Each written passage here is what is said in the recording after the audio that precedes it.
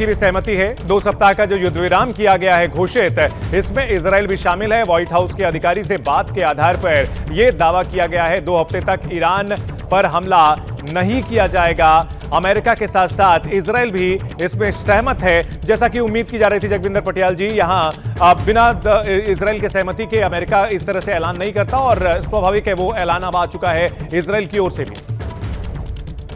चंदन, सबसे पहली बात है कि ईरान क्या चाह रहा था। ईरान यही तो बोल रहा था पहले दिन से। अगर आपने यही चीज माननी थी जो वो कह रहा था कि आप हमले रोको, हम आप पे हमला नहीं करेंगे, ईरान ने ये सही बात कही थी। अगर वो ये बात कह रहा था और अमेरिका और इजराइल ये बात मान लेते, तभी तो दुनिया को आज का दिन क्यों देखना पड़ता, क्यों इतना बड़ा क्राइसिस खड़ा होता। आपने किया तो वही ना जो वो पहले दिन से कह रहा था। सरेंडर उसने किया नहीं, अब वो अपनी विक्ट्री का भी ऐलान करेगा। तो आप ये बताइए कि क्या अमेरिका और इजराइल मुंह दिखाने लायक रहे? क्या रशिया और चाइना ये नहीं कहेंगे कि उनके मोहरे ने एक इतने बड़े खिलाड़ी को पीट के रख दिया?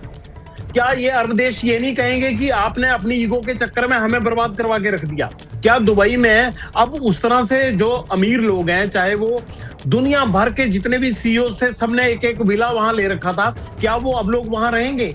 जो बैंकों की हालत हो गई है अरब देशों के, क्या इजराइल और अमेरिका मिलकर उनको रिहेबिलिटेट करेंगे?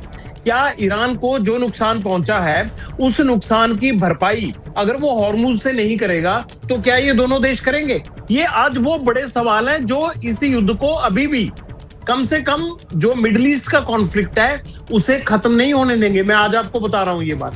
ये उन्होंने एक तरह से वन साइडेड इसको पारित कर दिया है, लेकिन कल ये देखना होगा कि हॉर्मुज किस किस के लिए खुला।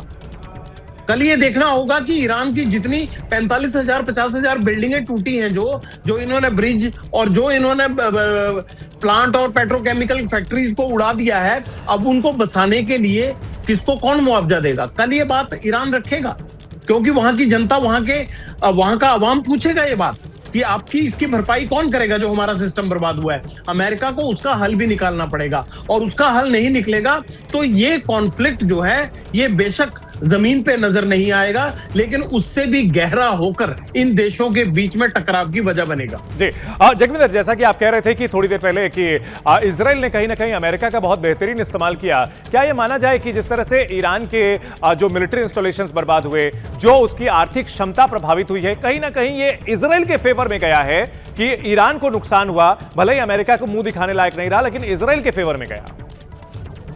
देखिए, इजराइल की फेवर में नहीं गया। इजराइल बहुत छोटा कंट्री है, और जितनी तैयारी के साथ वो अमेरिका के साथ ईरान पे चढ़ा, और ईरान ने अकेले होते हुए बिना किसी की सपोर्ट के जैसे इन दोनों का मुकाबला किया, बल्कि जो और अरब कंट्रीज जहां अमेरिका के बेस थे उनको एक तरह से रगड़ के रखा, उसमें ईरान हारा नहीं है। ईरान अपनी दुगनी स्पीड से अब अपने आप को रिबिल्ड करेगा, और मैं आपको आज बता रहा हूं, चाइना उसकी इतनी सपोर्ट करेगा, अब इतने खुले दिल से सपोर्ट करेगा उसको रिबिल्ड करने में, और उसको दोबारा से इक्विप्ड करने में, उसको दोबारा से मिसाइल प्रोग्राम बनाने में, कि इनको पता भी नहीं लगेगा जो अब की खामियां रह गई हैं उसको कवर अप करके ही अपने आप को बिल्ड करेंगे कि आगे से कभी हो तो हम इसे और स्ट्रांगली बिहेव करें। हॉर्मुज को और समुद्र को कैसे, हूती को और हिजबुल्ला को या और प्रॉक्सीज को कैसे तेज करना है, इस पे दिमाग लगाएंगे।